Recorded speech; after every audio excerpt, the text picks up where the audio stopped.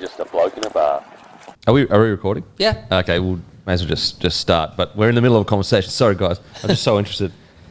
I have this weird thing, and obviously I'm closer to the end of my career than you were, but I had to say obviously, sir. Do you still, deep down in your mind, see yourself as a cricket player? Like, is it your identity, your core? Yeah. It's crazy, eh? I think about it all the time. When I'm watching cricket, I'll be watching, what they're doing, and I think, what would I be doing here? Because I know how this guy bats, and I wouldn't have that fielder there. I'd have him here. Yeah, wow. So I'm doing the sums all the time, and it's fascinating because I was only talking to Steve Waugh about this not that long ago, and the sums that he does are a bit different to mine because he had just this unbelievable grandmaster chess playing thing of cricket, and he just sees it differently to me, and that's why he's a GOAT, and I never captained anything. But if you play, because you played a high level of rugby league, you sort of know the pattern and how it works and where you fit in. But I'm cutting the game apart all the time. Yeah, wow. And I look back at cricket and go, if it wasn't for the cricket, I wouldn't have had this second stanza of my life at Channel 7 or doing the podcast now or whatever I've done. So, yeah. Because they did a study. I'm hopefully trying to find it, but they did a study, and I think they found, and I know this is a little bit different, but it's just all about identity and how you see. And I think they found that parents always see their kids in their head as at a certain age, whatever that age may be. Like their kid could be 40 years old, 30 years old, and you never disconnect from, I see you actually as and I know you could, everyone would be different, but I think that's a little bit similar with sportsmen. Is like, they might tell you, I'm not an athlete anymore, I'm not this, and they might even be like me that don't look like an athlete no more. However, I still can't get away from the fact that deep down, I identify as an athlete. Absolutely. It's so weird. Always for me will be that, and I remember getting a bit shitty when I started doing TV, and people would say, "Oh, how old are you?" And I'd go, "Oh, I'm 36," and they go, "And you've just got into TV? That's weird. What did you do before this?" And they obviously weren't cricket people. Yeah, and I go, "I played cricket for New South Wales and Australia." And then I realised a few years down the track, not everybody watches the cricket. And they didn't know that side of early doors. Like, because it's connected to your identity. Well, you just think everybody knows, and wow. everybody doesn't know. So, it was crazy. So now I have these two things. I'm the Who Dares Wins guy and the cricket. Pretty incredible. Sydney weekend. Yeah, incredible, really. Mate, for anyone that's hearing the husky undertones of an absolute wordsmith, it's a great Mike Whitney, mate. He's joined us again, and I just feel blessed with the presence because, mate, you put on one of the best podcasts I've ever listened to personally on the show a few, about 6 months ago, a year ago? Start of the year, yeah. Start of the year. Yeah, it was great. I enjoyed it, mate. You're rejoining the podcast, got the Ashes coming up today, and basically, first of all, I want to ask you how you've been since the last podcast, and second of all, I want to ask you the Ashes. They are here. How are you feeling? Since the last podcast, and it was great for our podcast. How's that, the podcast? Yep. Because you've got so many people downloading your stuff and listening. We've got a real bump. Yeah. So that's been fascinating. We're in our second year, about the end of our second year. And you will remember back when you were putting things together and absolutely ringing people up. Would you like to sponsor the show? And, we've got another idea for another show. Yeah, and we're only talking off air that you've got 4 or 5 shows now. Well, we started with one, and then we've got a sports wrap every week now, and we're in Ray's album room, so we're doing album podcast. Oh, no way. And then we're doing the test. We're going to do test special for the 5 tests. So it's expanding, it's growing, it's fascinating. The listeners are getting bigger, the downloads are getting bigger, the stats are unbelievable what you can find out. Oh, crazy. And there's some dude in Slovakia downloading our body. Mate. I don't know, how does that work out? So. Mate, if you're in Slovakia right now, shout out. Respect to the Slovakia and listening to the show, or at least an expat listening to the show. But so everything's going really well with the How's That podcast.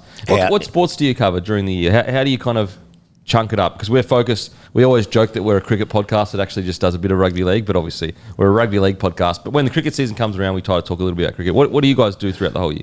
in the winter this year, we really focused on the rugby league because Dawsey's a Bulldogs man and Sugar's Balmain original OG, so he's a Balmain Tigers man and West Tigers man. I'm a Rabbitohs supporter, Of course. We love all that, and we're really ironed on with our rugby league. That was my first love, really, growing up, to play rugby league. I don't want to play for the Rabbitohs, but ironed on supporter. And then the sports that we enjoy as well. So I love the surfing, so I'll do a little bit of a surfing rap. We'll do a bit of this. There's a little bit of cricket because there's always cricket played around the world. So a little bit of everything that's going on, but focusing on the rugby league and state of origin, of course, and then up to the grand final. It's crazy. It's expanding very quickly. Yeah. And I'm really surprised. And it's so much fun. Yeah. Because Ray and Dawsey and I are also in a band called Oz Icons. We've had Angry Anderson on and we've had Richard Clapton on. We're sitting in Ray's record room. Ray's got 10,000 vinyl albums, and that's where we do our podcast. And there's Richard Clapton sitting opposite, and Ray's pulling out his albums, and Ray goes, "This is the first album." He's looking at the album. It was amazing. Yeah, we've had John Brewster on from the Angels, a lot of Steve Balby from Noiseworks, a lot of our old mates as well. So we're trying to break it up and just not have it too much hardcore sport. Yep. Some interesting guests. We've had some amazing ladies on as well because we want to give the girls a bit of a voice and stuff like that. So I suppose like yours, and I don't know whether you agree, we thought the podcast was going to go on this one line, and then, little mate, you're absolutely bang on. You're bang on, mate. You're bang on. I remember when I started, the whole focus was no one gives a shit about what you think. It's all about the guest. Yeah. That was my focus. Is like, because sometimes I found when I watched interviews, it was like that person is injecting way too much of their own personality into this. I want to know. Anyway, funnily enough, like, don't get me wrong, we were still one of the bigger podcasts in the country when we're doing interviews, but we only really blew up is when I started carrying on myself and I guess injecting a bit of my own personality. So it's such a weird journey. And then it got to a point where it's like, all right, like, you know how I started actually putting my opinion on it rugby league? It was because I started Bloke in a Bar, but people don't know this, or a lot of people don't know this, OGs would. When I first started Bloke in a Bar, my idea was a 5-minute little snippet or podcast, 5 to 10 minute snippet, 3 days a week, the biggest stories in rugby league, and then I would rotate between ex-rugby league players. So I had Eric Groth, Dral Yai, and Shandor Earl. And they would find a bar somewhere. I'd send them all the equipment. They would shoot themselves just each morning, Dral was Monday, Eric Groth Jr. was Wednesday, Shandor was Friday. Anyway, so that was the idea, and I thought it was like really cool. To be honest, I still think it could have a lot of legs if you've got 3 players. The biggest topics, Monday, Friday, they come up in the morning, they get uploaded, and you can get their opinion on it all. Anyway, so I gave them all the equipment. They would send it to me. I would edit it and post it because I was just like probably not confident enough to. I wasn't confident enough to be able to give my opinion. Yeah. Without, I didn't want to ever not give my true opinion, but at the same time, I didn't know if I had the skill set to give my opinion without it being too critical. And so basically then we started doing that, and, the boys were fantastic. They were so good, but eventually their own lives caught up to them. Like, it's like just the way it is. And at that time, like, they weren't getting paid or anything like that. Like, none of us were getting paid. Like, we were all working normal jobs. They just got too busy. Anyway, so Shandor kept rolling, which is like a testament to the kind of character he is. He just kept doing it, but it got to a point where I needed to help him in it. So then it changed from those 3 boys to me and Sandor talking about footy. And then Sandor got his Melbourne Storm return. And it was just like, mate, it's going to be... I think there was like a 2-3 month period where he couldn't get something done. And I was like, man, it's just going to be too hard, I think. And he was like, yeah, all good, no stress. And then that's when I was like, I'd already started something. And I was like, I'm already committed to this. Did you sort of go, okay, I got to take care of this. Yeah, here we go. Take care of this. So that's when I was like, I procrastinate for a long time, but once I commit to something, usually I'm in no matter what.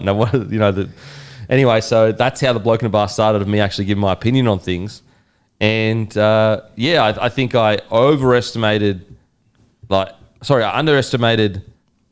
rugby league's players understanding if you're going to say, like, as long as you say it in a respectful way, most rugby league players will take criticism. Yeah. Whereas I was just kind of in this mind of like, I don't want to be lumped in with people just talking shit about the boys for no reason. Yeah. And I never wanted to be that, because I do know when we were playing that when we saw ex-players just ripping into current players, it was the bane of our existence. We were so off that player. We're like, fuck, how dare you speak about the boys like that when we know you were way worse than us. 100%. Way worse than 100%. us. And so I was like, I never want to fall into that category of the ex-old player talking shit about the current generation.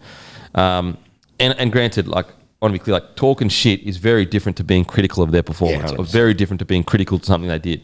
When you're up there on TV going, oh, how fucking dare he do this, or not, like, you wouldn't say fucking, but how dare he do this, and he's to pull his bloody head in, and you're ranting and raving. It's like, mate, you would have lost your contract. If you did what you did back when you were playing, you would have been gone in a week. Anyway, so that's how it all started for me. So you're right, like, there was this idea of like, I'm just going to interview people.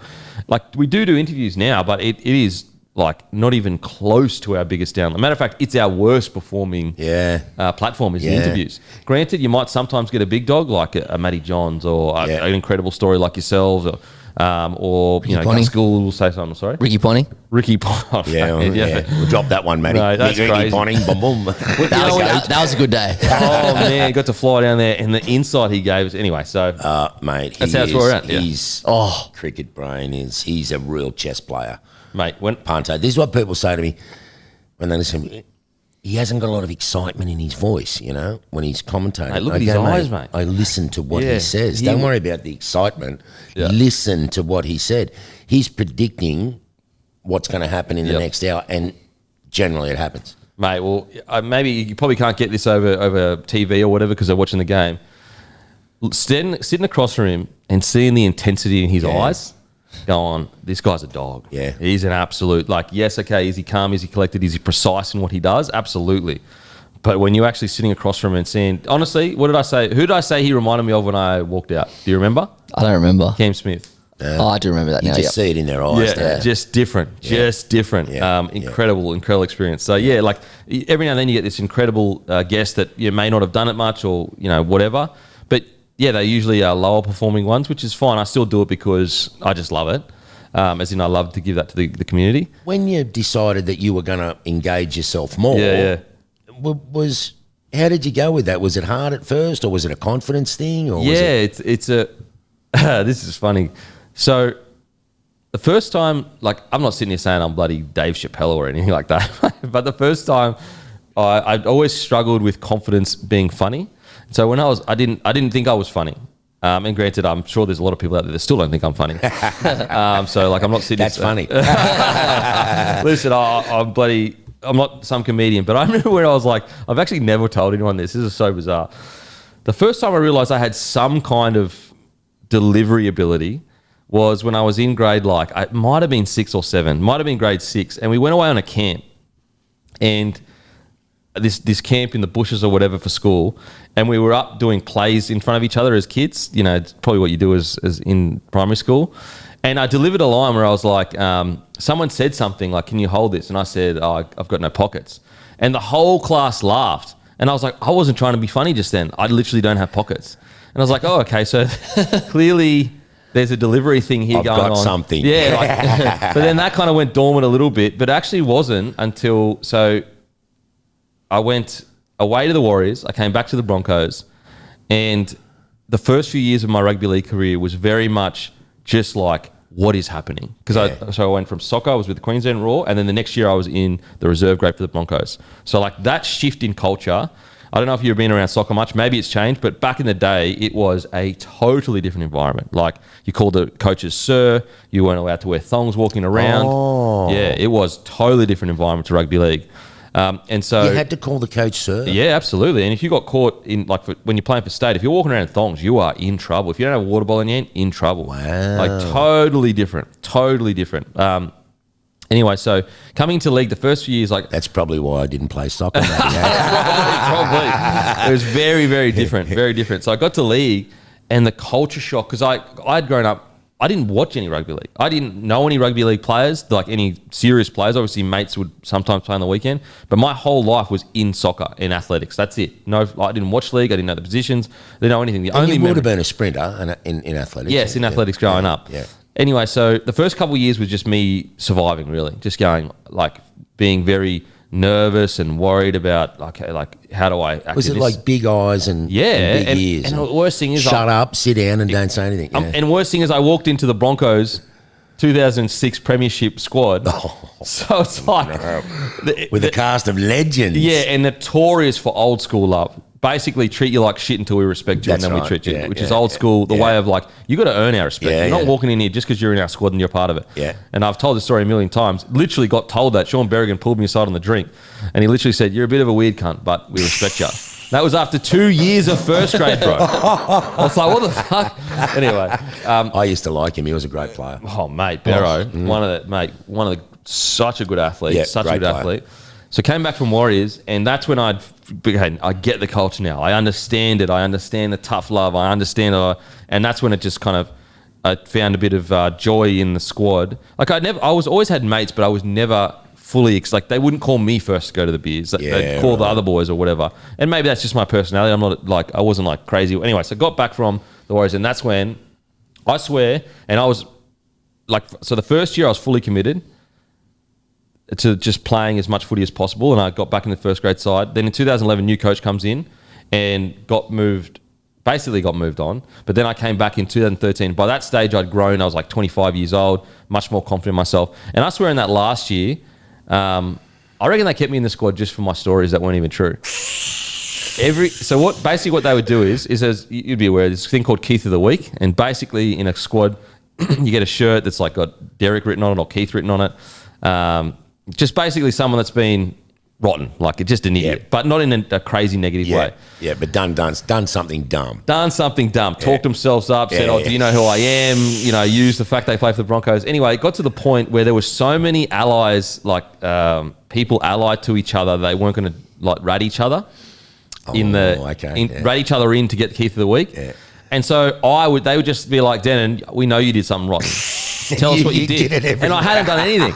So like I would literally make up stories on the spot just to get the boys whooping and all up and energetic. And that's when I realized, okay, like maybe I can, whatever. And so that really helped me later on when I started putting my, more. But anyway, this is not about me. This is not about me, mate. This is about you. I wanted to just make this comment on that. When I was doing Who Dares Wins, they actually got a list of all the things that people are shit scared of. Yeah.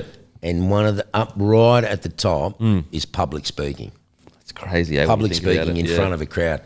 And we got this guy to go down to Adelaide Oval. He was a truckie, and we wanted him to sing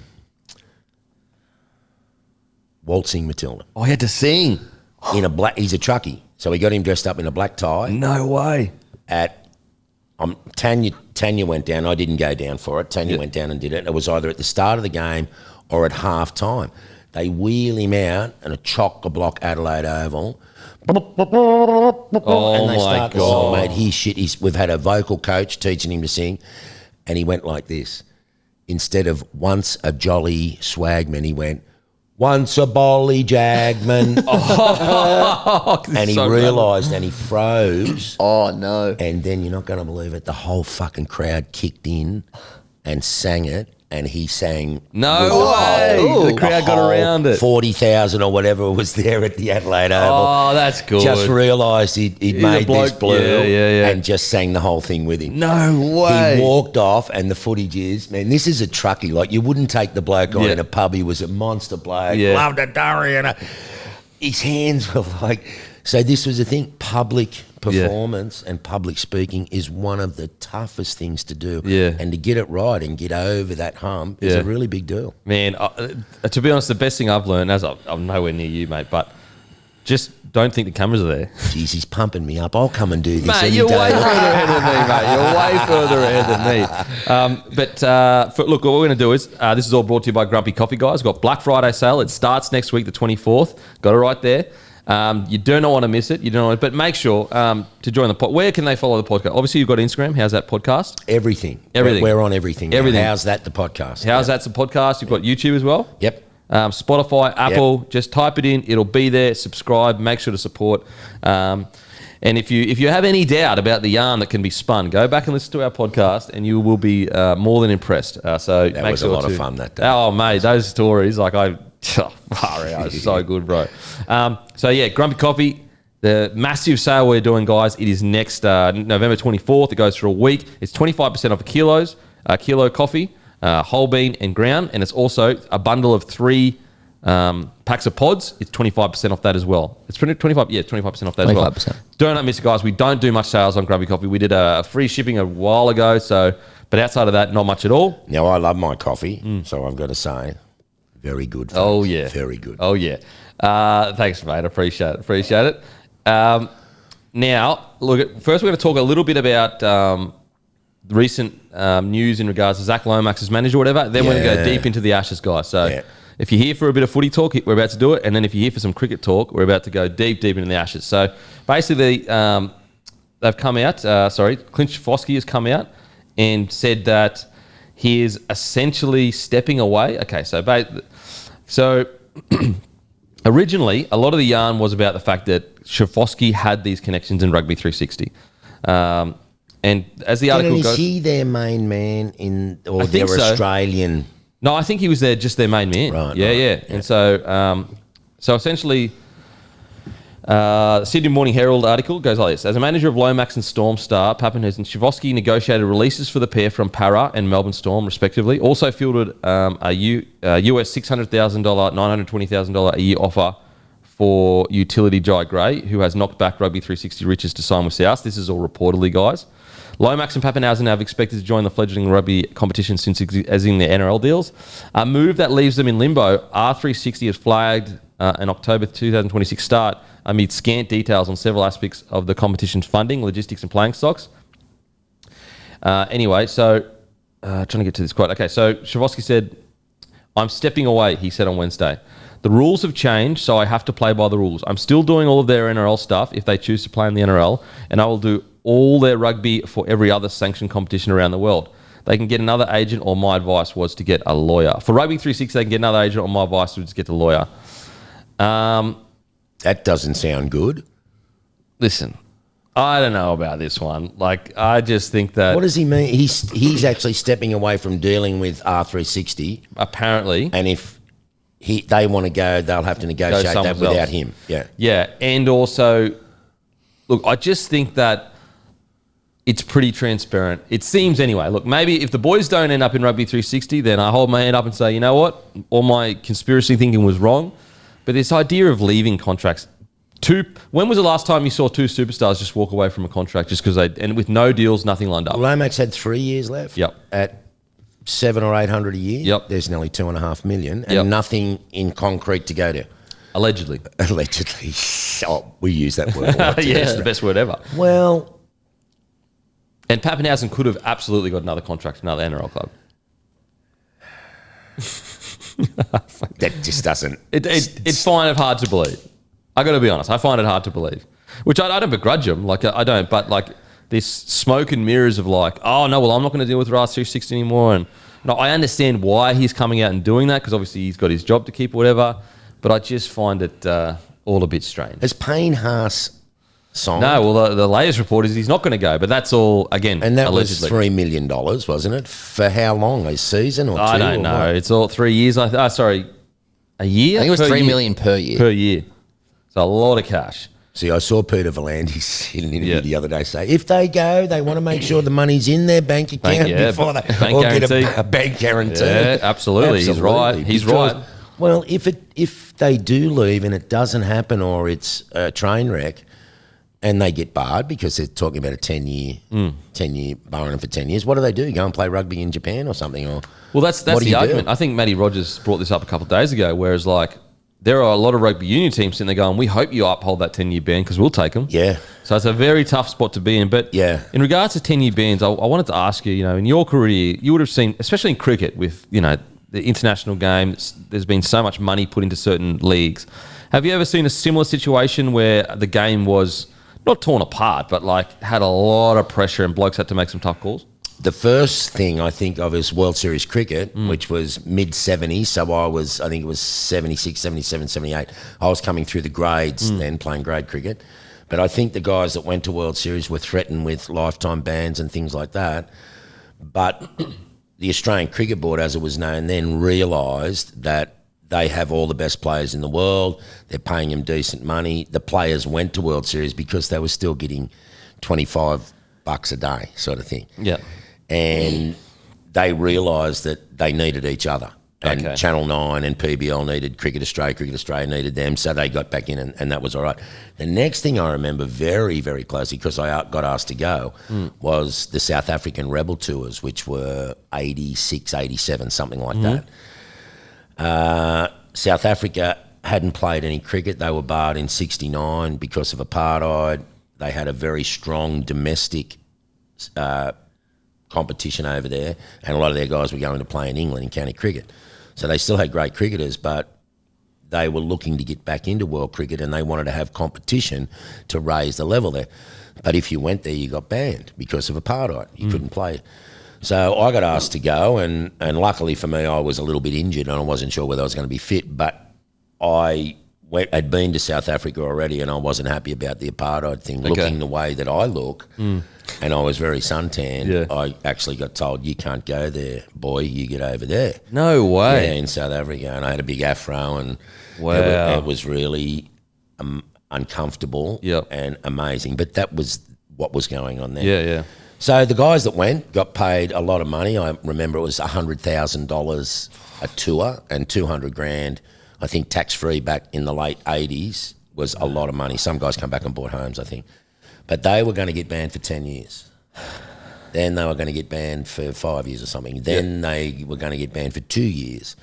And the 2 years that they got banned for were the 2 years that they were on tour in South Africa. So almost immediately some of those guys came back, had cashed up and got back into the Australian side, and that didn't go down too well with the guys. It didn't really affect me, but a lot of guys have said, no, I'm not going, I don't want to get banned, I want to play Test cricket for Australia. Stay loyal. And they stayed loyal and they missed out because some of these got back in. So that's not the player's fault. That's the administration's fault. You got to look straight at the administration, say, you're weak, you said this, then you said that, then you said that, and now you've done this. Yeah. I've got a lot of confidence in you, bro. Wow. Like, what's going on? That's crazy, because it's not an angle we've explored here on the show. We haven't explored what about the players that got offered a lot, said no, and then if, let's say, Payne Haas, Pappy, Lomax all go, then they come back and we all sit here and go, oh, of course I'll let them back in. It's better for the game. It's like, well, what about the players that said no to these big contracts? Matty, what do you reckon, mate? Yeah, interesting take. I hadn't particularly even thought of that. Hadn't particularly thought of, but I've watched documentaries on that whole, well, what would you call it? What, the drama? Rebel Tours? Yeah, South Africa, yeah. Intense. Yeah, it was really intense. And I remember some of the guys that actually signed, you found out later that they whisked them off to Singapore because they didn't want them to sign the contracts on continental Australia. So they went to Singapore and they signed the contracts there and then flew them back, and it was all like clandestine. And then there was some people like Murray Bennett, who's a dear friend of mine, who said, I'm not going. Like, he'd almost signed the deal. Yep.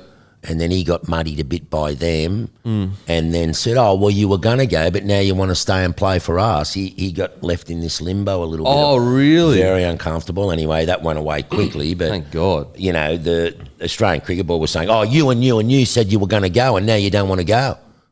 So you expect to come straight back into our mix. You were going to go. Oh, all this sort of stuff. wow. So it was uncomfortable for a few guys. Okay. But it's settled down. But I think, look, I had no animosity towards the guys that went. A lot of them were at the end of their career. Yep. A couple were very surprising. There was the original Steve Smith. There was a Stephen Barry Smith that I played with. Fantastic player, Steve Smith, and just had got into the Australian one day. So he may have played a test or two as well. Only my age at the time, and he went to South Africa. So that meant he basically left his career here and he went to South Africa. Wow. And when he came back, he never really started playing again for us. And I think he might have gone over there and played some domestic cricket over there. And some guys stayed. There was a guy called Rod McCurdy who was opening the bowling for Victoria, and I'd been on a young Australian Zimbabwean tour. Him and I opened the bowling. He stayed and spent the rest of his life there. So did Michael Hazeman, who now does a lot of the commentary. Yep. Hazy was from South Australia, nicknamed the Prince. He was the next one coming up after Hooksy, and he went to South Africa. I think he married a ex-Miss South Africa. Oh, well, that'll keep you. That'll keep you. So Hazy stayed and he's lived the rest of his life. That's an important part of the story there, then.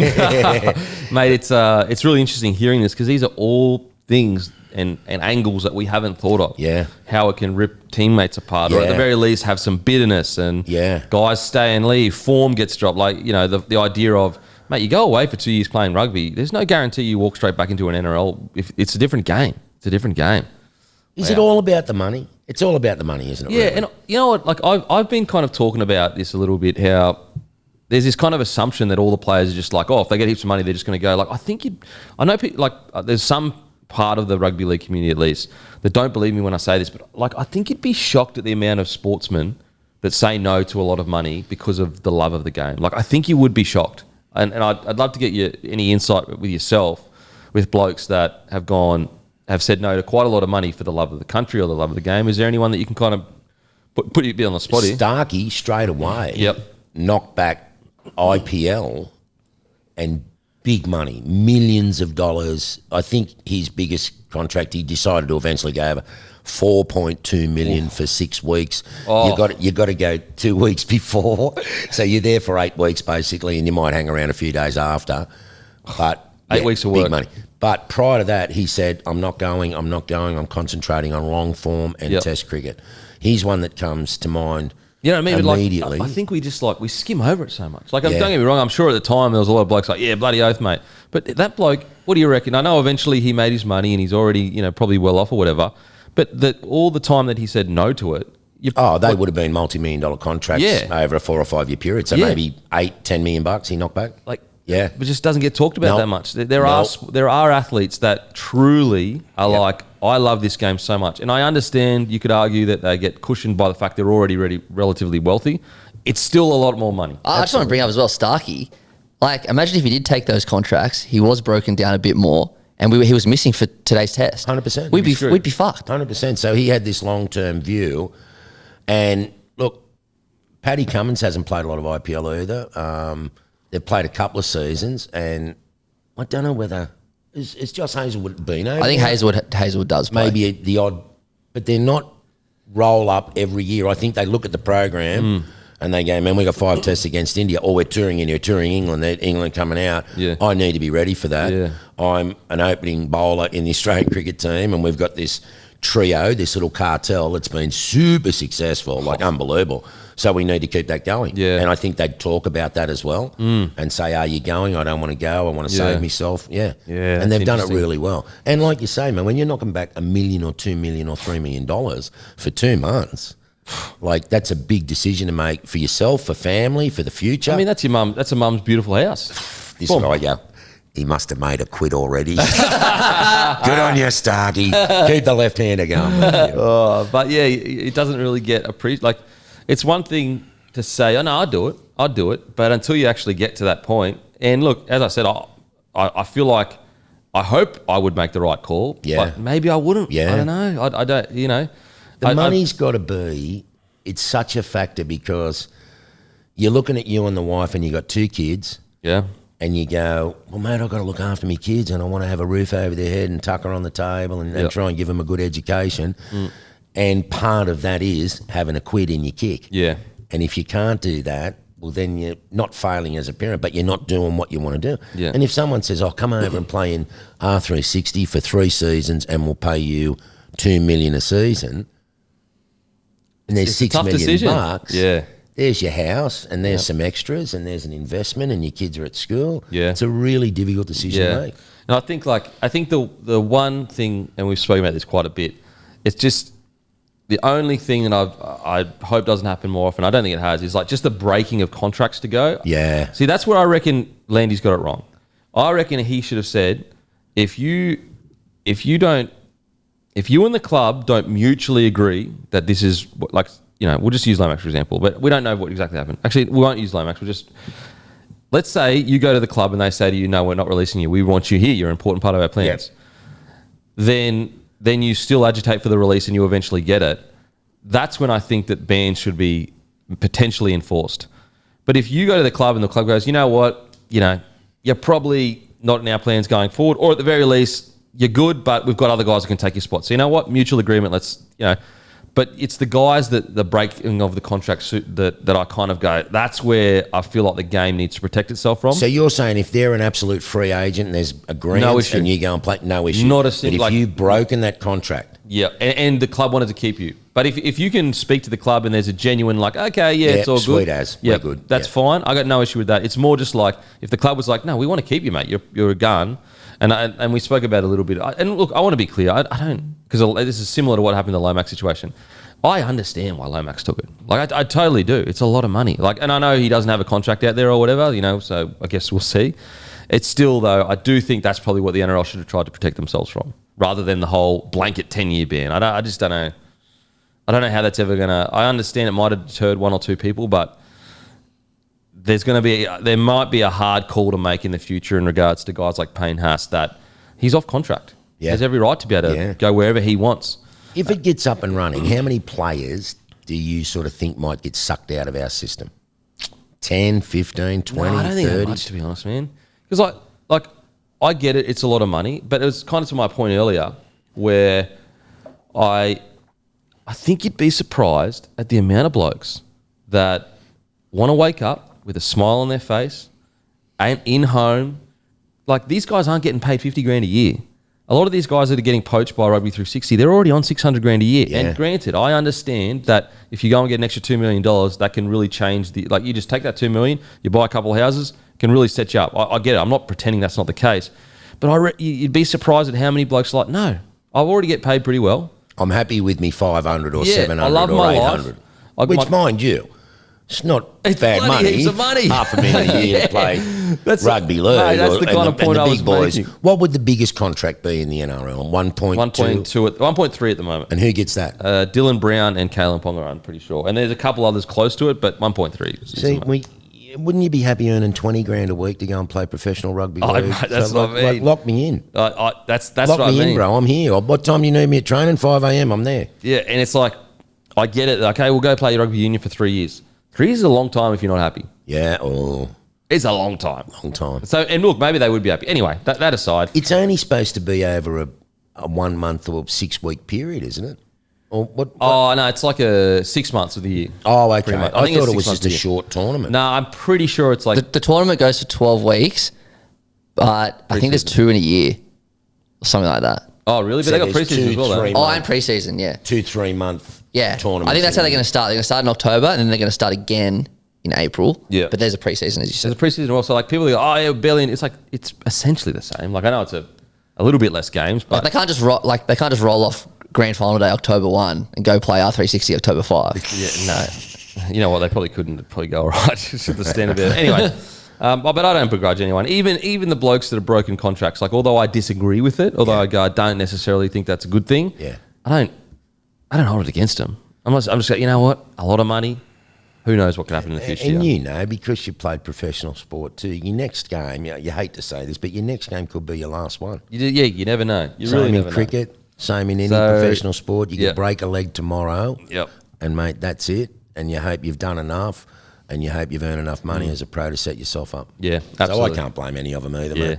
I got a quick question for you, Matty. Okay. Would you rather $1 million in your pocket right now, 1 milli, boom, pocket, done, or one night wearing the Rabbitohs jersey playing NRL?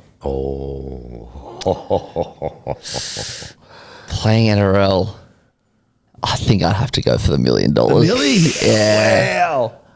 Well, do you want me to tell you a statement that I've made to the Rabbitohs and to the team when I've been asked to go and talk to the team?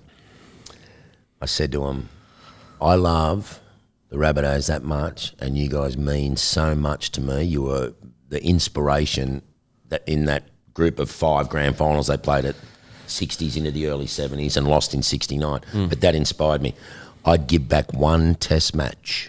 Really? To run out and play 1 game for the Rabbitohs.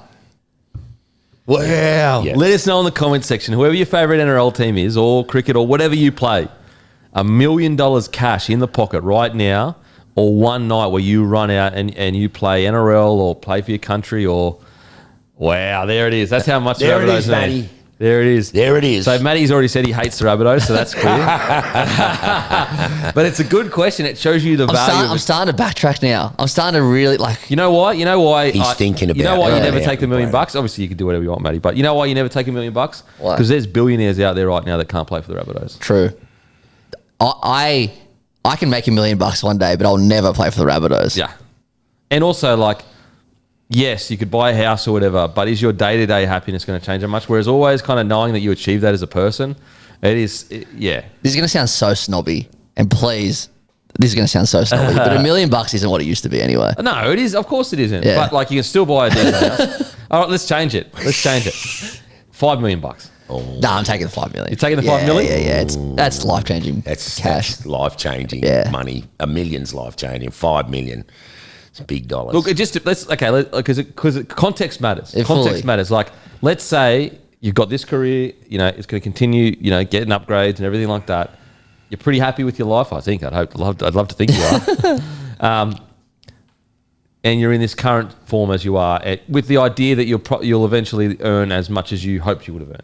See, I reckon that I would take the $5 million, but what I'm thinking now is, would I regret that one day? I think you would. And I think I would. I think because you'll never ever forget running out for, like, I got it tattooed on me as well. Yeah. Bro, Like- the thing is like, again, it is something that is achieved through, like, not anyone can do it. And granted, not anyone can be a bazillionaire. I get all that. But, like, as you get older, mate, you probably know this way better than me, but as you get older, moments matter so much more. Moments matter.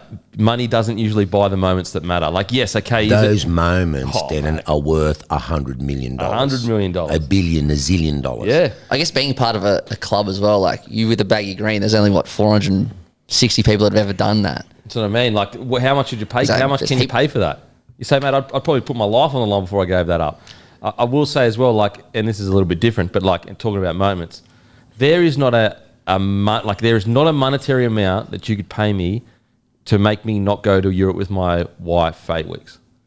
There's just nothing. There's nothing you can pay me. And I know people, fuck off, if $1 billion, nah.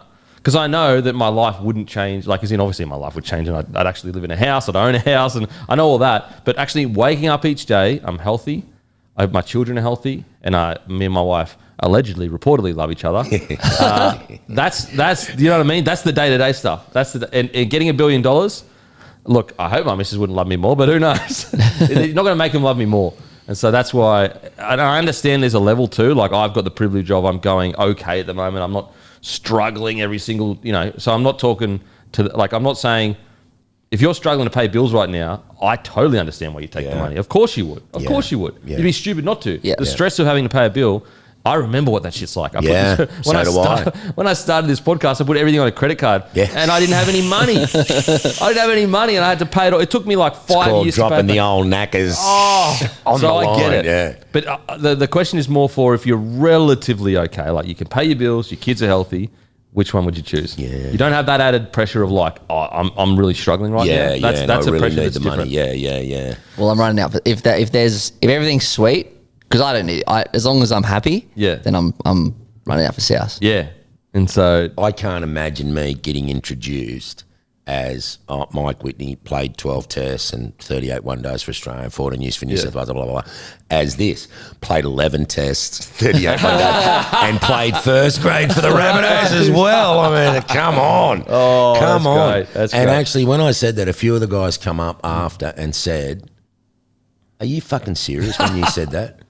And I went, I told you, mate. Yeah. Without this club inspiring me as a kid, Johnny Sattler, Ron Coon, Elwyn Walters, Bobby McCarthy, mate, they were my inspiration. Yep. But they said, you must have loved the cricket. I went, Dougie Walters was my favourite, but it was rugby league, man. It was this club that inspired me. Yeah, wow. So, I would give one test back. I know that's a really bizarre thing to say, but that's how much I love the Rabbitohs and how much I respect them and how much they inspired me as a kid. Wow. That's incredible. I'm getting chills. Getting chills, mate. Getting chills. Mate, let's get into some... before we get into Ash's chat, proudly brought to you by Lontel, guys, the best internet on the land. You know the drill. I don't need to repeat it. You know exactly the drill. If you support people that support us, lontel.net.au/bloke. 7 days free trial, no contracts, no credit card needed. Give it a try. That you lose nothing. You don't have to sign up. It's not like the old school internets where you've got to sign up for freaking 3 years and then you send the modem back if you don't want to use it or whatever. That stuff in the old days? Oh, man. And then like, sign your life away and we'll get you on the internet. it's like, no, none of that, guys. So longtail.net.au, give it a try. You've got nothing to lose, and I promise you will not be disappointed. Okay. Ashes are here, mate. Oh, just how are you feeling? Look, the build-up to any Ashes series is always ginormous. But this one has just been a little bit different, a little bit spicier. Yeah. There's been a few barbs getting slung from both sides. You know, they're saying, oh, you've lost your captain and your two huge quicks and you've got, also Rands coming in. Well, really? Scott Boland, I'll take his record any day of the week. Australia. Any day of the week. He'd be in any other test side in the world.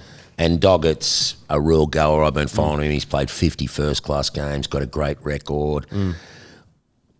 It's just, I can't wait. I've done so many interviews about it. Everybody's done so many interviews. I've hung out in the last month with Beefy, Botham, a couple of times. Fascinating talking to Beefy about what's coming up. And Gilly as well. I was with Adam Gilchrist at a function. They're really looking forward to it. Involved in the media. Coming into the first test in Perth. Oh, there's so much to talk about. That's crazy. Man. What do you reckon, what makes the Ashes so great? Outside of history, obviously, what do you reckon makes the Ashes so great? Well, in the old days when Ashes cricket started, we didn't play against all those other sides. There was South Africa, I think India came in later, but it was pretty much Australia, England in these Ashes series, and that was the test cricket that was played. So Yeah, okay. And then this rivalry came in. I think we were always looked at, and Beefy says this, our convict cousins down there. Yeah, in of course. Aussie. Chip on the shoulder stuff. And they invented the game. Yeah. So they think they own the game. Clearly not. That's why we love beating them up. and we've always been like that. And you know how when we play England in anything, it's on for young and old. We all have roots there. Our great-great-grandparents are either English or Scottish or Irish. We've all got roots in that country. And when we play them in sport, they want to beat us up and we want to beat them up. Yeah. So this rivalry's been going on for a long time. And the thing about the Ashes is it never drops off. Yeah. It's always at this level, and this series is up the ante a bit because there's so many questions, there's so many discussions about the team and who's going to bat where and what's Cameron Green doing? Is he going to bowl? And is Jofra fit? Mark Wood can bowl 150, but he's had a hammy twinge in the nets. But then Smith, their wicketkeeper, said, we bowled 5 million miles an hour. They're pumping it up and all this. So fascinating. And the moment the coin goes up, it doesn't matter what happens before that. Whoever wins that toss at that moment is then in control of the game. And that decision that they make, do we bat or do we bowl first, is absolutely crucial. Crucial because I think the deck's going to be one with a bit of pace in it at Perth Stadium. This is not the Wacker. I never played at Perth Stadium. I only played at the Wacker. But traditionally, a fast bowler's wicket, although I heard Mitchell Stark say in an interview last night, every time he's played at Perth, the wicket's been a little bit different. Okay. But I think they'll want to see a fast, bouncy deck. Now, does that play into Jofra Archer and Mark Wood and Karsk, if they pick him, he's an all-rounder, or Gus Atkinson, he's another good fast bowler and can bat a little bit. Does that play into their strengths, given that those two blokes, if they're on, can bowl at 150? Now, I faced a couple of West Indians batting 11 who bowled at 150. Oh, God. It ain't fucking comfortable. I tell you. Oh, my God. It's not comfortable for the openers. When you're sitting in the shed at number 11 and you're seeing the openers and number 3 or AB, our champion, get hit a few times, and you're number 11, you go, and you go out there with a Sealy Posturepedic mattress on because you don't want to get hit.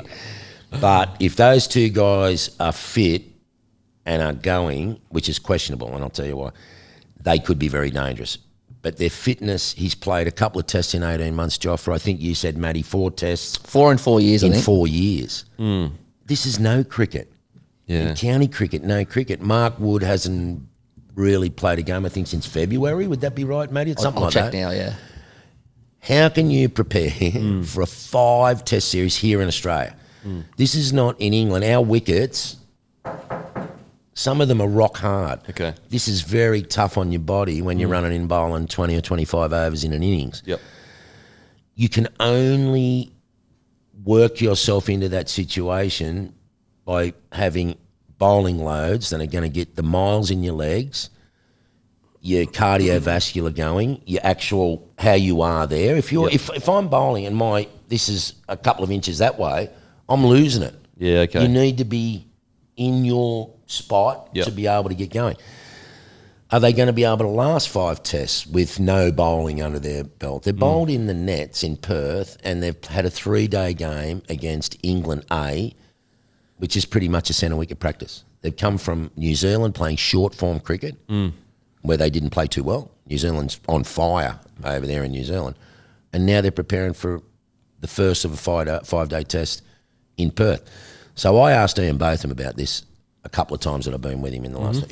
You've heard him say it in interviews now. He cannot believe that there's pretty much zero preparation for a 5-test series in Australia. Do you buy the Australia's going to win 5-0 or 4-0? No.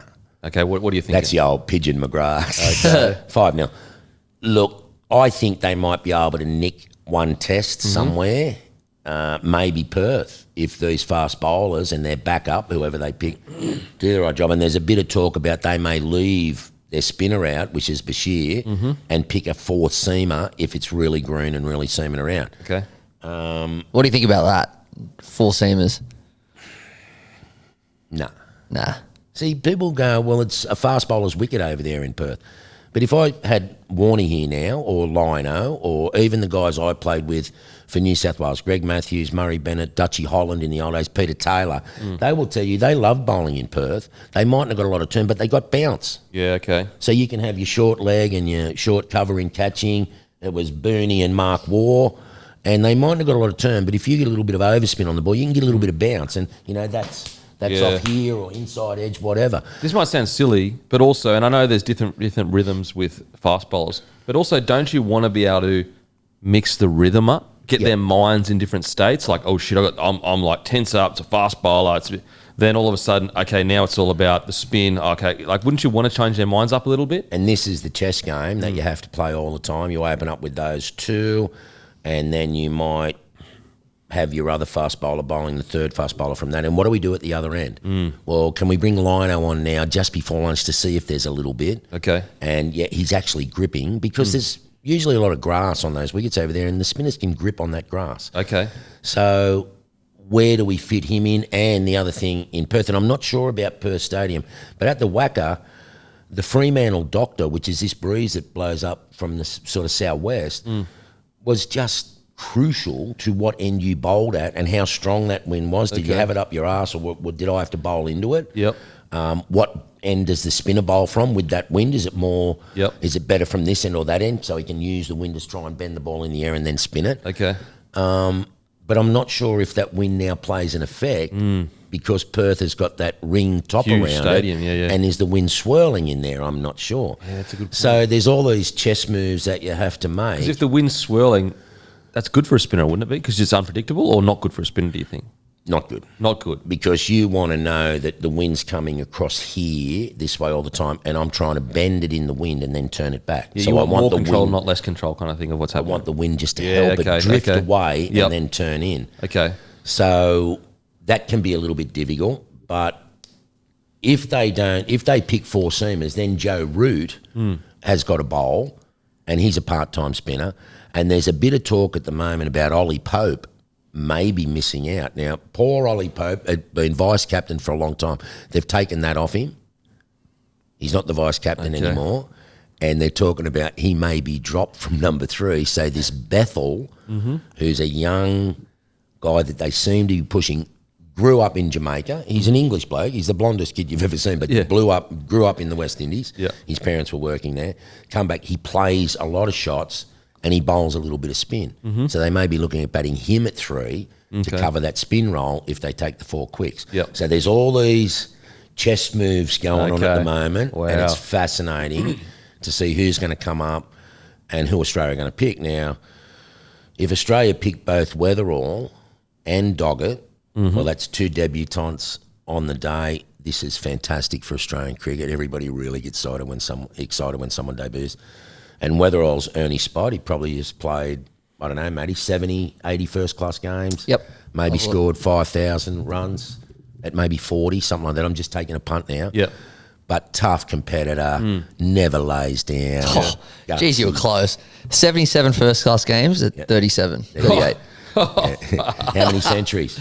13, 15? 13. There you go. Yeah, I don't know. It's just because I've seen these guys play a lot. Yeah, okay. So he's earned his spot, and he's tough, mate. He'll knuckle on with you. Yep. And I love him. He's not very big, very compact, very fit, and has played a lot of cricket, mate. You play 70 or 80 first-class games in Australia, that's 10 years. You know, I'm suspecting he debuted, 2015, 2016, 2016? 215, yeah. So he's been 15, around 16. for 10 years. Yeah, wow, okay. And played a lot of tough cricket. Yeah, so he's got a good foundation under him. Yeah. And he got the most runs in the Sheffield Shield last year. Yeah. Well, now, just quickly, I've always wanted, I don't know why I didn't, I might have asked you on the podcast, but like, you just spoke about debuts. The famous, like what, that moment, that historic moment when you get your famous cap, like what is it like? It was very different in my day because Steve Waugh said, now anybody who debuts, we go on the field and we stand in a circle as the Australian cricket team, and then we get some legend You the to come baggy. down and present your baggy green and say to you things like this: Denon, congratulations, mate, you've earned this, your number 400. How many test cricketers is there, Matty? 401? I'll check. It's So like you're- 467 or something. So you're number 440 whatever. Yeah. All we expect from you is to go out there and give your guts. You've done well for your state. You've earned your spot. You're all here. Now, they do that, and they do that every time now. And a lot of the times your family is asked to go out and stand in that circle. Oh, man. So what a moment for your mum and dad, Oh, bro. your brothers or sisters, Yeah. to see you getting presented with that cap. In my day, that didn't happen, and I debuted at Old Trafford in 1981 and pulled out of obscurity. And I was in the manager's room with Kim Hughes, the captain, and every manager in those days had an extra room off their room, which was full of all the gear, their jumpers. Yep. And so he went in there, and the first thing they said to me was, I just thought I'd been added to the squad. You're playing tomorrow. Oh, Jesus. And I looked at Kim Hughes, and he went, yeah, Henry Lawson and Hoggy's injured, and we want to take a third seamer in. I'd only been rung that day and drove from Cheltenham to Manchester, 2.5 hours. So you were playing a bit of local cricket in League England? cricket and a little Yeah. bit of county cricket for Gloucestershire. Yep. I can't remember the drive from Cheltenham to Manchester, but they said, yeah, you're playing. Oh, my God. You're going to bowl first change after DK Lilly and Terry Alderman take the new ball. In the 5th test at Old Trafford, there was another test after that. And then I clearly remember dear old Fred Bennett, who had been ex-president of Balmain Cricket Club, chairman of Cricket New South Wales. I think he'd been chairman of Cricket Australia. He was the manager. He walked in, there's all these boxes, and he goes, there's your short sleever, and there's another short sleever, there's a long sleever, and here's your cap. And he only this No. he frisbeed my baggy green for me, and here's a fielding hat. So Oh, stop to it. celebrate that moment, Stop it. I thought I'd bring you in a little surprise. Mate. Oh, no We way, didn't bro. get these in my day, and I think about 20 years ago, Yeah. the company that makes the baggy greens decided that if you wanted a bag to keep it in, Yeah. then this is the bag they gave you. So I was aware of that, and I asked Albion, could they make me mine? So that's me, MR Whitney, and I'm number 313. No way. Holy. In here are my 3 most precious caps. This one was given to me in 1980. This is my baggy blues cap, my New South Wales cap. No way. So bro. that's 45 years old, and I very rarely wore it because I had the big afro, but I wore a fielding hat most of the time.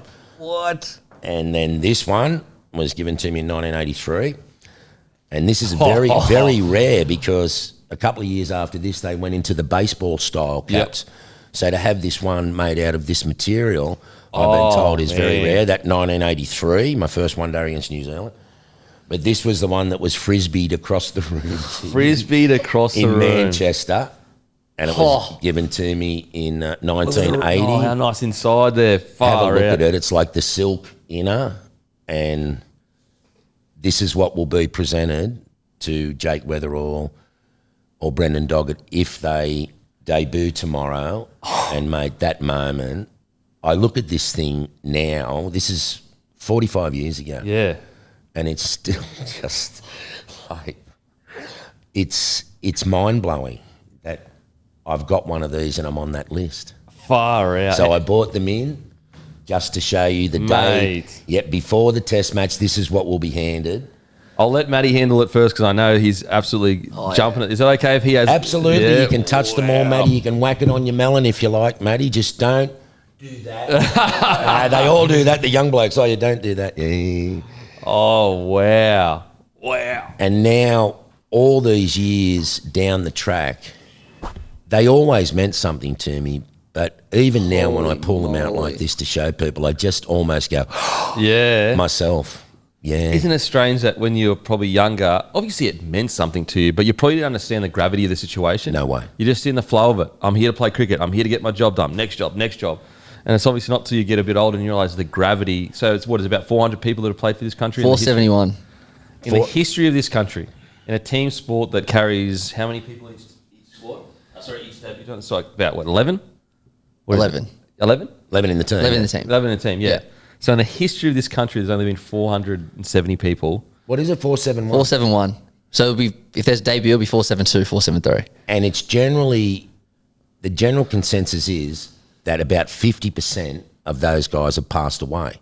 So if you got all of the living test cricketers in one room, it's about 240 or 250 guys. I can't believe I'm holding one of these. This So is next time you go to a function and there's 250 people in the room, just go, well, that's all of the living That's all test the living cricketers. test It's not a cricketers. very big club, and I'm not going to put it on because I don't feel like I've earned it, and it's for people that have earned it. But wow, this is you just can't. it's giving me tingles. You bro. can't.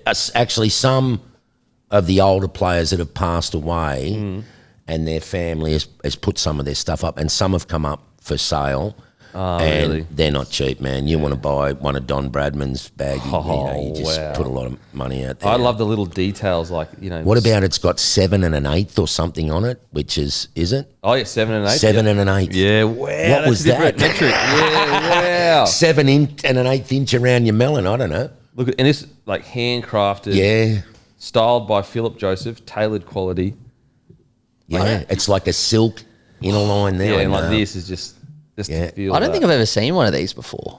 Very, very rare. I actually took these out. Steve Warren, I got asked to, when Madge Maguire was doing the State of Origin, Oh really? they had a big function at the SCG Yeah, prior okay. to the third game. And Madge got Tugger and I out there, and I took these out, and Tugger took his little red thing he had in his pocket Yep. and the bat that he hit the century with off the last ball against England, and he's totally the one that he just wore that much that it almost rotted away.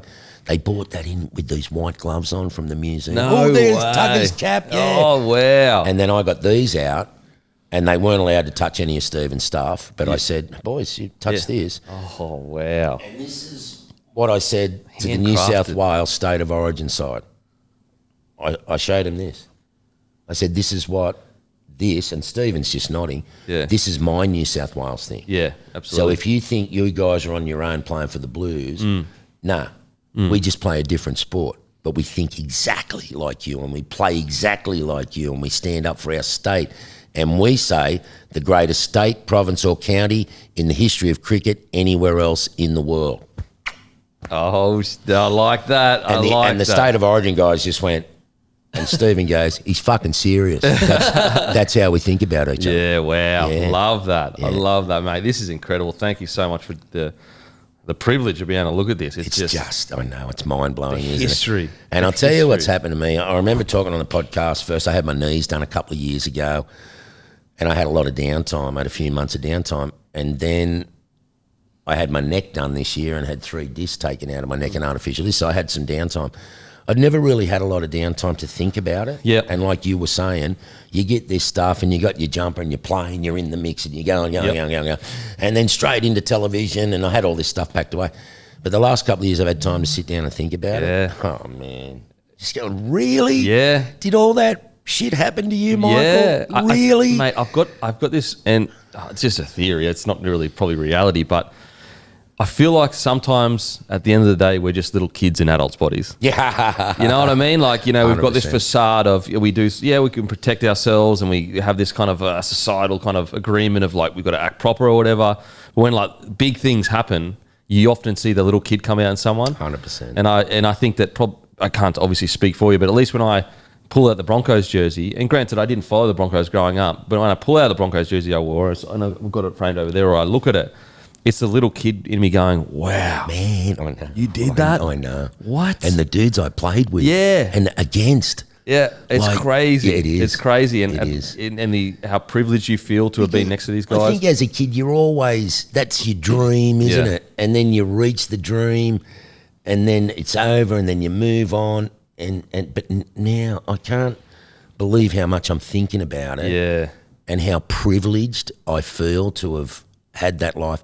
And then that life gave me nearly 30 years in TV. Yeah, Again, yeah. just, oh, man, so privileged and humbled. Yep. It was really hard work. We didn't make a lot of money, but it didn't matter. Yeah. You You can't buy that. You know, you just can't. It can't.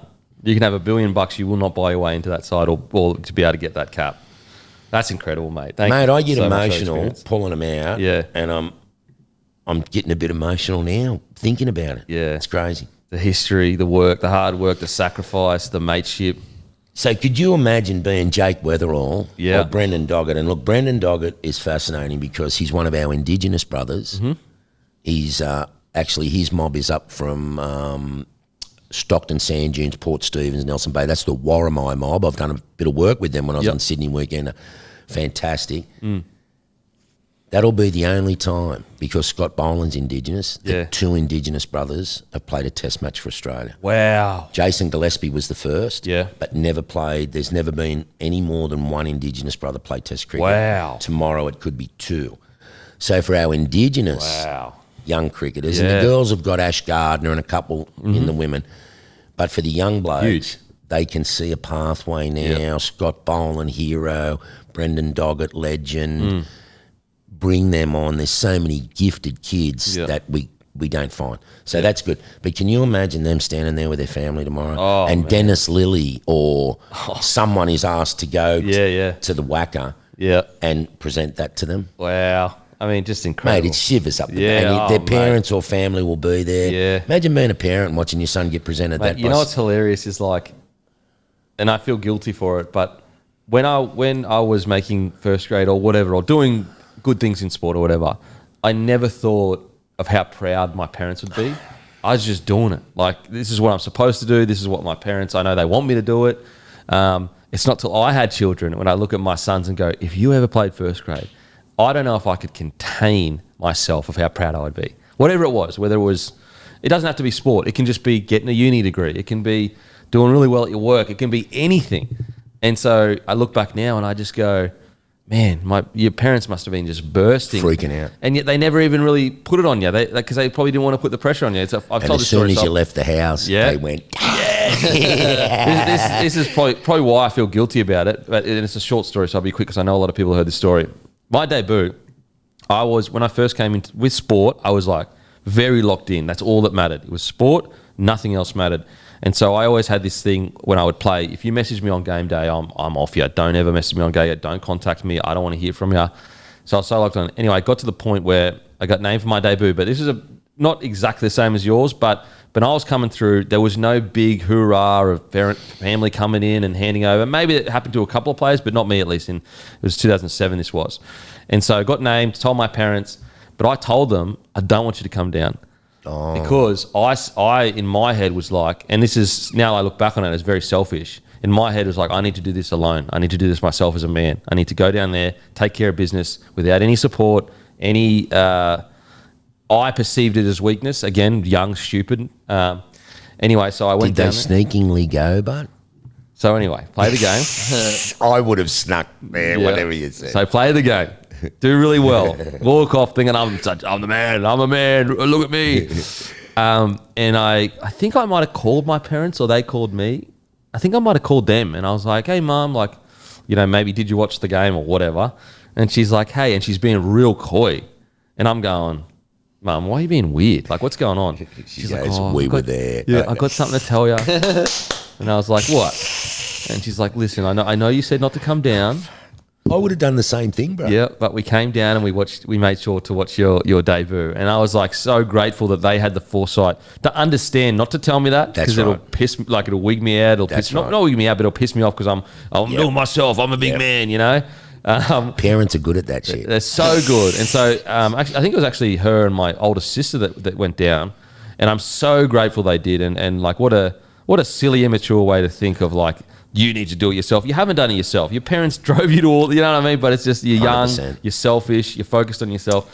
And so, yeah, once I had the kids now, I'm just like, I'd be sneaking down there. I'd get in a bus and hide in the bus. Climb a tree. Yeah, so whatever I got to do to get to that game. With leaves all over you. Yeah, whatever I got to do to watch it, I know. Now, in regards to what are these boys thinking when they make debut? Whoever ends up making their debut, what are they feeling? What are they thinking? You know, because their debut is essentially, you know, imagine there's something you've loved your whole life, and from 5 years old, it has been your major focus. Now, everyone's different. Maybe it's 10 years old, but this has been, you have thought about this every single night before you went to bed, when you wake up. What are they feeling? What are they thinking?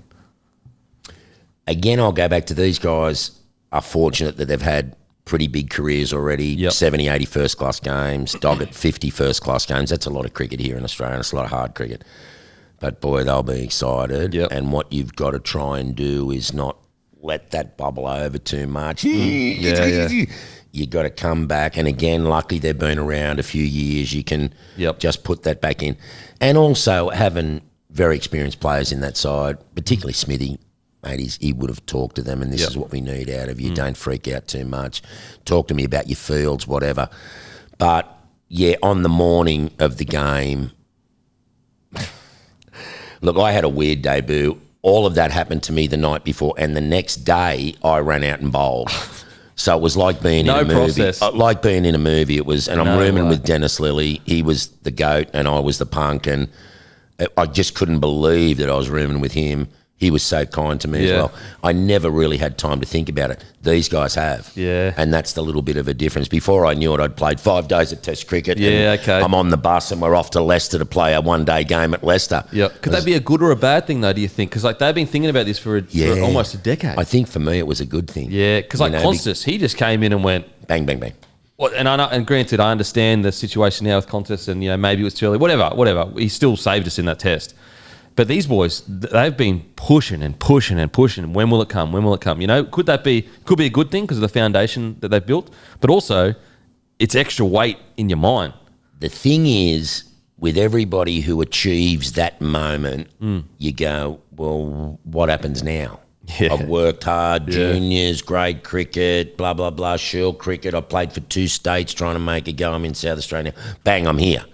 Well, you want to maintain that. You want to be someone like Brendan Doggett now knows that he's in the mix. And so is Michael Neser and these guys. I mean, these guys are really good cricketers, man. But you want to let the selectors know that, I'm here. I understand the process.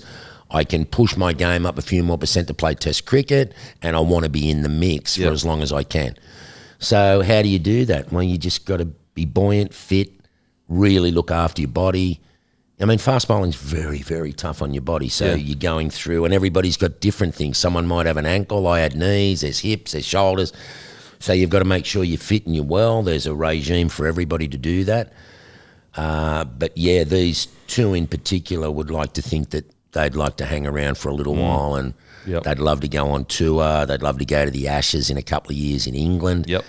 But at the moment, their total focus, so Jake Weatherall, if he plays, his total focus is walking out there with Usman and getting ready to face Mark Wood and Jofra bowling at 140 plus. And if they're really in sync, they're bowling at 150. Oh, God. And when you face that, it's like coming out of a cannon. It's intense. Wow. So Jake could be really focusing on that. and wanting to get Australia away. And Brendan Doggett, well, he'll come on first change. Yep. I'm sure he won't get the new ball, but he'll be looking at the situation. Do I need to plug an end up here, or are they 2 or 3 down? I can get right into them, and if I get a wicket or two, they're 5 down. So we're playing this movable chess game all the time. But, yeah, they'll be really excited. Oh, man. I'm pumped for them. They won't be able to sleep Yeah. the night before. Yeah, wow. You just can't. Yeah. You got to get some melatonin or And for an Ashes too, something like that debuting in in there. an Ashes, it's almost like debuting in a grand final. Look, every series is big now. When we play the Kiwis, our cousins across the ditch, it's on for young and I. India is huge.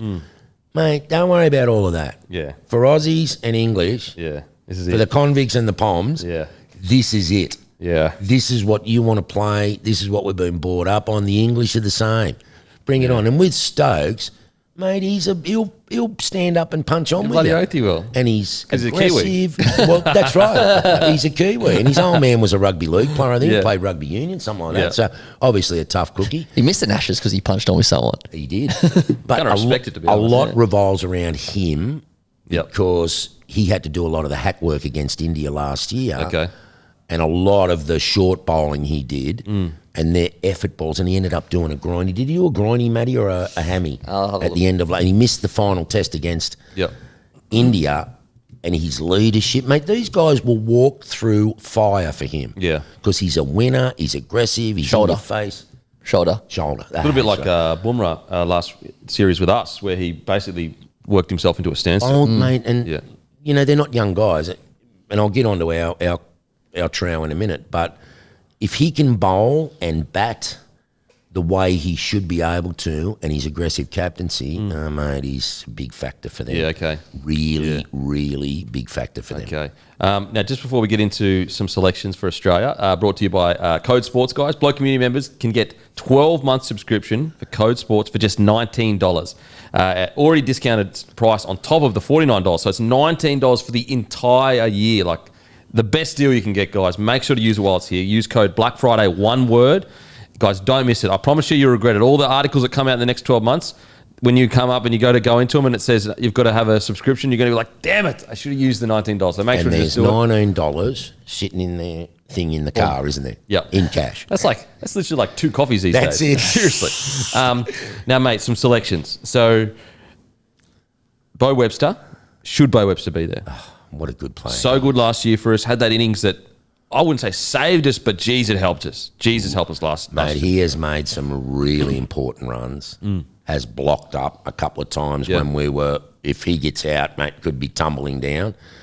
Bowls, he's already got a 5 for inshore cricket this year. He's played a number of shore games. To have him and guys like Matt Short as our second and third all-rounders, Crazy. crazy, man. Yeah. So this is how it looks to me, which is really crazy. In my thoughts, it's revolving a lot around what are they going to do with Cameron Green? Can he or can't he bowl? Can he bowl his 15 overs in an innings and bowl that 140 short stuff? Because, mate, bringing him on as our second change is pretty handy. Yeah, not bad. Like, he's pretty handy. We know he can bat. Yep. He's a gun fielder, mate. His hands are that big. He's got an 8 trillion metre wingspan and he's very athletic. But can he bowl? If he can't bowl, that might change the whole thing for me. And if he can't bowl, I see it might be like this. Usman, Marnus, Okay. Wow. Green at 3, Yeah. Smith at 4, Yep. and then the rest. Okay. If he can't bowl. If he can bowl, then it'll be 2 bowlers in for the 2 bowlers out and no change. So it'll be Usman, Weatherall, Marnus, Steve Smith, Head, Yep. Carey, and then the rest. Okay. Now, there has been a bit of yarn about Marnus potentially, why isn't Marnus opening so that we can bring in Webster? But obviously, Marnus, we've tried to make non-openers openers. Do you agree with bringing in a pure opener? What are your thoughts? Yeah. Marnus is not an opener to me. Yeah, Marnus okay. is an unbelievable player. Yep. And he's in this, he'd had a bad run, so Marnus is such a nuffy. Like, these guys go down the rabbit hole as far as they can with cricket and play the chess game, and they're very good at it. Marnus has had a look, why am I nicking off? Yeah. No runs. He's turned that around. He's made 3 or 4 hundreds and one-day hundreds and shield hundreds. So he's ready to go. But the number 3 to me is probably, it's got to be a flexible player. If we're 1 for 10, he's got to go in and open. If we're 1 for 100, he's got to go in and kick it on like Greg Chappell could. Yeah, it's two different styles that he has to be able to play. And you've got to be flexible in that style. So I believe that, mate, open the batting. Like, these guys are fucking weirdos, mate. You got to understand this. They're going out there to open the batting. Oh, mate. Some dude like me or Jofra or that running in, trying to pin you at 140 to 150. Ugh. And when I say pin you, I had no problem hitting people with the ball. Yeah, wow. Oof. Most fast bowlers don't because, they're trying to take you down, ruin your figures and get you out of the team. So I'm trying to do the same to you. And if I get you on the glove and I've hurt your hand and you can't hold the bat, unlucky. It's part of the game. So to be an opening batsman, they're as fucking mad as us, mate. Why would you want to go out there and face shit that's coming down at you at 0.4 of a second? And if you get hit, you're going to break shit. Yeah. So it's a very, very special mindset. Okay. Usman's got that. Yep. And Jake Weatherall's got that. Okay. So then have Marnus at 3. Yep. And then the GOAT. And that matchup between him and Joe Root, who are both number 4s. Okay. Is fascinating. Okay. Because the talk about Root, as you know, hasn't made 100. In Australia, he averages 31, I think, or 32. His overall average is 51. So he's 20 short of average here. Why is that? Well, we've stuck it up him. It's different conditions. But do you think it'd be hurting him, this talk about, he's never scored 100 in Australia? Absolutely. Mate, they're sticking it in. He'll want to do that, Jerry. Yeah, okay. On the other side, Steve Smith, batting average of 57, I think in Ashes series 63. Jesus. He's that far ahead. Yeah, so double, the matchup between those two guys, and generally in an Ashes series, if one batsman scores 700 or 800 runs in a series, 600, 700 or 800, that's a big series. And if a couple can bat around him and get 400 or 500, that goes a long way to winning. Okay. One of those guys, Root or Smith, is probably going to have to do that. Okay, dictate the kind of... It's going to be fascinating, man. Interesting. The other fascinating thing is this, coming from a fast bowler's perspective. If Australia bat first in any test match and England bowl and we get a big score and we bat for 120 overs, 130 overs, man, this is a long time in the field. This is a day and a half in the field. Then they go out and they equal our score, but they do that in 80 overs because they're playing baseball. Yeah, okay. As a fast bowler, I'd be yelling out, hey, block a few. I need more time in the fucking dressing room to rest up. Yeah, okay. So it's all right playing baseball, but you got to factor in our quick bowlers need rest. Yeah, okay. Are we giving them enough rest? Do we need to block, just slow it down for an hour? Yeah, okay. So they get an extra night's sleep tonight and they bowl tomorrow. Which is like literally night and day difference of rest. So the baseball thing can work for you, and it moves the game forward very quickly because they want to score at 4 and over. But are you giving your quicks enough rest? Given that Jofra's played 4 tests in 3 years, 2 in the last 18 months, and Mark Wood has not played since February. So we hope they play baseball. Yeah, okay. We hope they don't give their fast bowlers enough rest. We hope their quicks are out there again this afternoon, and you bowl and you're fatigued, and then you pull a muscle or a hammy and you're out. Yeah. That's what we hope. I don't know whether England has factored that in. They should be able to, because Brendan McCullum Baz is a great tactician and a great player in his own right. And Stokes is a very good chess player as well. I mean, this is a game of chess played with 22 blokes on a field for 5 days with decisions made in time and weather. It's just bizarre. Yeah, wow. So they've got to play this game right out here because, again, I'll do this. Our conditions are very tough out here, and if your body's not up to bowling on really tough wickets, you're not going to last. Yeah, I mean, I shouldn't be surprised, but just it's so interesting as a guy that doesn't know much about cricket, the intricacies of things that just wouldn't think about in rugby league. You just wouldn't think about this kind of stuff. Now, mate, I don't know if he's the forgotten man at all, but Bancroft, like, what's happening here? Like, you know, some say, like, at least with the articles I've read, some would be like, yeah, he's good, but he hasn't really nailed, you know, recently in playing for Australia when he has. Again, I don't know how accurate that is. Like, mate, I want to get your thoughts on the situation. He's a fine player, a really, really good player. Matty, check how many runs he's made. 10,000 first-class runs, mate. Jesus. And this is a big career for an Australian. Played a lot of county cricket, scored a truckload of centuries. He's also a gun in the slips and at short leg with the helmet on. Oh, unbelievable. Yep. David Warner finished his career and Smithy's back playing and he's now captain of Australia. They said they'd never do that. They were going to get barred live. Yep. Cameron Bancroft was the third person in there, a young player. How many runs has he scored? Almost 12,000. There you go, 12,000 first-class runs. That is a huge career for an Australian. His name's never been mentioned, rarely.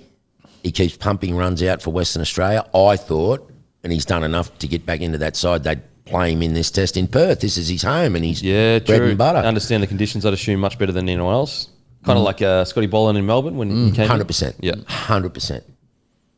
So they don't lose anything playing him, and he's a gun opening batsman, and I think he's still suffering from what happened in South Africa. I can't believe it. But this guy is a very, very, very good player, mate. Is there any merit to the idea that he has had opportunities with Australia and he hasn't kicked on? No. I don't think so. I don't think he's been given enough opportunity. Okay. I'm a huge fan of his. I've watched him play. I know how he plays. I know his mindset.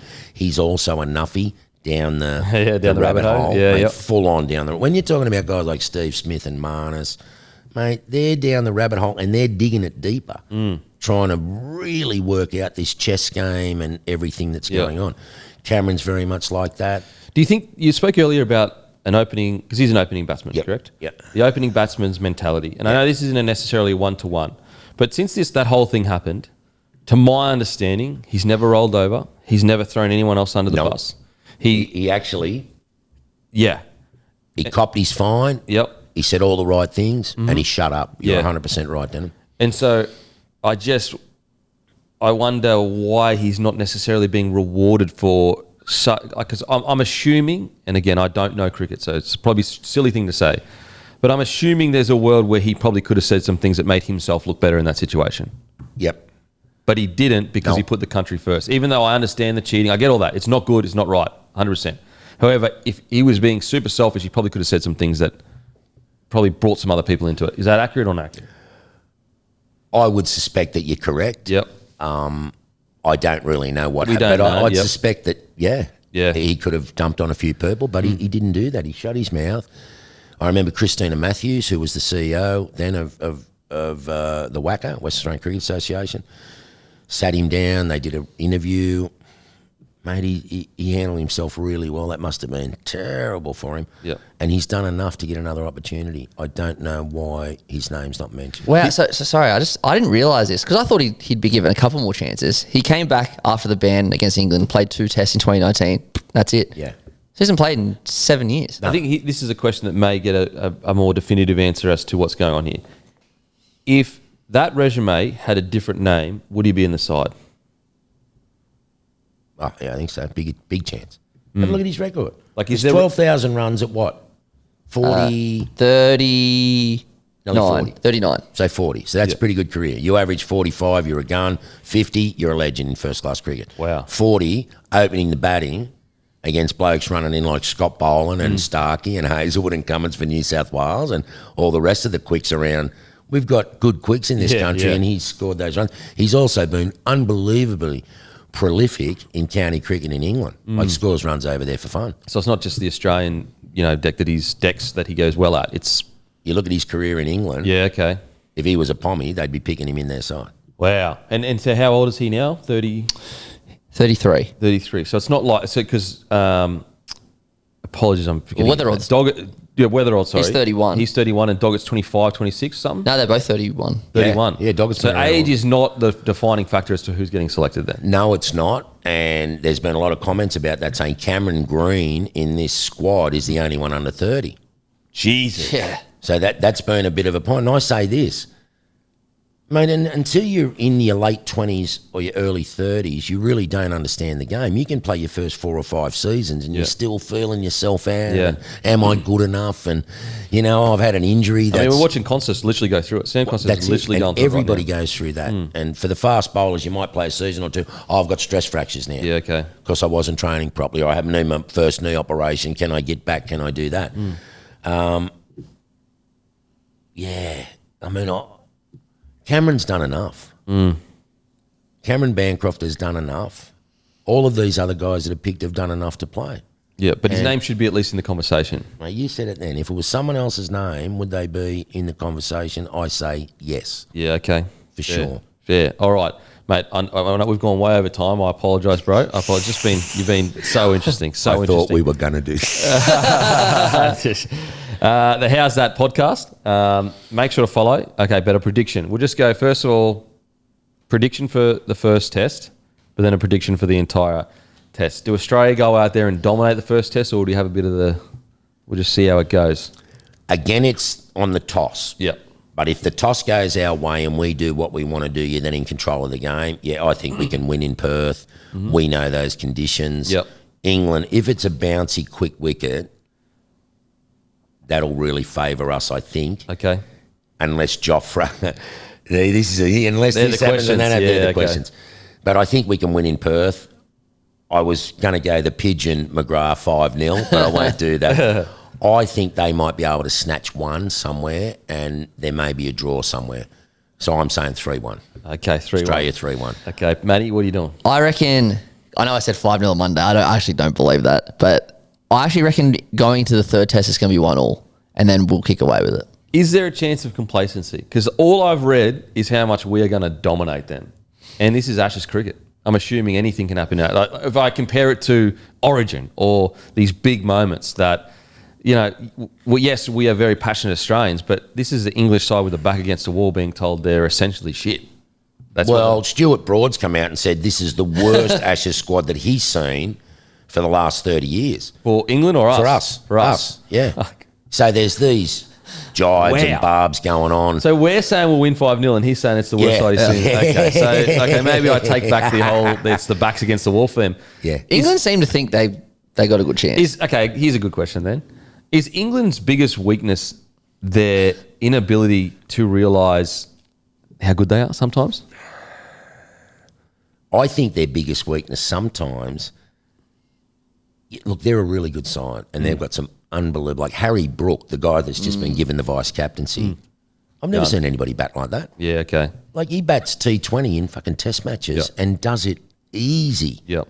And can destroy your bowling attack in an hour. And has been made the new vice captain away from Ollie Pope. So that means that Stokes, who's the captain, and the hierarchy and Baz McCullum love the way he plays. And when Stokes retires, they want another aggressive Stokes type guy, which is Harry Brook, to take over the reins. And poor Ollie Pope's not that person. So they've got a really good team. And if they all click, Duckett, the opening batsman, loves feeling the ball on bat, and he's a little diminutive and he plays. The other guy, Crawley, you can nick him off in the first half hour maybe, but if he gets a couple on the bat, mate, he can be a really, really destructive player. So there's reasons why they're so confident. And the other thing is this too. In our side, if both those guys debut, Weatherall and Doggett, man, you're still finding you're in the test side. I'm not used to this shit. This is up another. I'm in the penthouse now. I've been on floor 30 playing Shield cricket, but I've just gone up. And the level goes up. Yeah. The intensity goes up. It's an extra day. This is the big thing that you find when you're playing test cricket. We play 4-day cricket here. Fucking long time to play cricket. Yeah. But on 5th day in a test match, that's the day you win the game. Yeah. So you better be up for it on the 5th day. You better be able to bowl me 20 fucking overs of good, quick left arm seamers, Michael, because that's what I need from you on the last day. If you can't pull yourself up on that last day, you can't win the game. I mean, it's a championship rounds, like a boxer. Mate, that's it. It's like the 10, 11 and 12th round of a world title fight. And you're punching on the last day. There's moving day on day 4. Some sides trying to get into a position to win on day 5. But you got to be able to drag your ass out on that ground on day 5 Yep. like it's day 1. So Doggett would be thinking about that. How am I going to prepare for that coming in? And Jake Weatherall will be saying, wow, this is what I've been playing for all my life. Yeah, and the first huge. 2 dudes I'm going to face in Test cricket are bowling 150 clicks at me. So I better be awake, sharp. And he's very lucky, and I'll finish up on this, that he's going to walk out there with Usman. Yeah. Because Usman So is much just experience. Calm as anything. Oh, that's so good, mate. Guys, I've got it up here.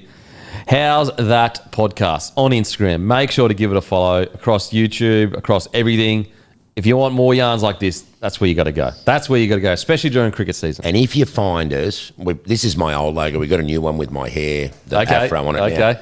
But the amount of times we go on the podcast, "How's that?" is ridiculous. I feel like I'm playing again. Oh, that's great stuff. What's your plan during the Ashes as well, like content-wise? We did a little bit yesterday coming into the first test. We're not sure whether we're going to do a wrap-up of the Ashes, so a little intro coming into the game and then a wrap-up after the test. But we're definitely going to do a series of podcasts about the Ashes series. It's too big, Matt, not to sort of go away and this is my bread and butter, although I love the rugby league and all sports, but this cricket and this series and the build-up to it and the jibes that have been going and the injuries and the talk and the discussion, it's huge and it's going to be massive. Mate, thank you so much for joining us. And like to be able to do that, mate. This is what he did.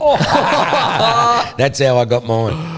Oh, man. What an absolute honour. What an absolute honour and privilege to and the Ashes. To be honest, I don't feel like I deserve to be holding this, being as not, much into cricket as Matty is, but I'm trying, mate. I'm trying to get magical, into it. mate, I know. Oh, man. Thanks for having me on, Dan. thank I you really so appreciate much. it. Matty, absolute pleasure, No, mate. thank you. That was amazing. That was amazing. Thank you so much, mate. As I said, how's that podcast?